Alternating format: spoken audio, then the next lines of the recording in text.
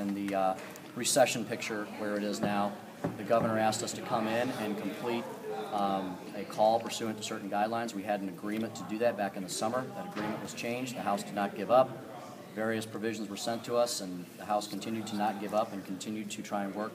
And I feel that you do not give up until that last step is reached and shows that you're at a stalemate. Conference is the last step. I do not understand why you would stop working on a piece of legislation as important as this until the end is absolutely reached. And I think if there was any criticism of the House as somehow, being the problem in this matter, I think all you need to look at is that elections bill. We had nothing to do with that elections bill. In fact, when we sent it over, we were focusing on a totally different subject. We were trying to move the primary date itself, so the primary would still be binding, and we sent that over there with an appropriate primary date.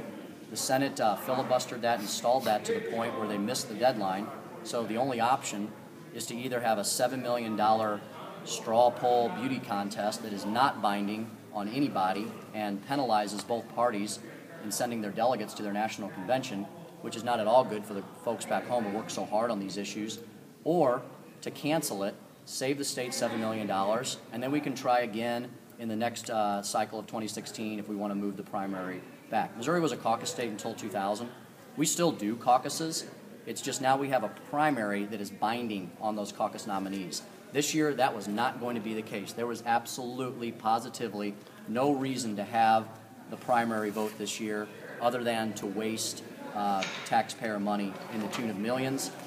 I think we were all shocked when the Senate tied 16-16. Two of their members were missing.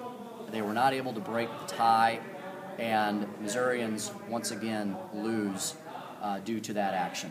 And that is something the House was not involved with whatsoever. That's where your dysfunction is in the body, in addition to the fact that the governor was largely MIA throughout this process, and on the conference call that he had with joint House-Senate leadership, bipartisan leadership, last Thursday, the governor was ready to throw in the towel and told us in sum and substance that he didn't see us making any progress and that we should just end the special session. And I want to add that when we were on the conference call that I certainly articulated that we wanted to come to the table, and I felt like that our Senate leadership at that time said that they would be willing to come back to the negotiation table. So I think when they made their decision on Monday, I think I was surprised that they were willing to walk away. And so hopefully they're going to make another decision, come back, and be willing to try to work out the negotiations. Yeah, and on the majority leader's point, I think all of you, or you will have a copy of the letter that the President of the Senate sent to the governor asking him to alter the cost so they could change the primary or eliminate the primary date, which would result in saving the taxpayers millions. So the fact that they weren't able to get it done is an acknowledgement that they just wasted the taxpayers millions of dollars. And so as the majority leader said, we didn't have anything to do with that. So be happy to answer any questions.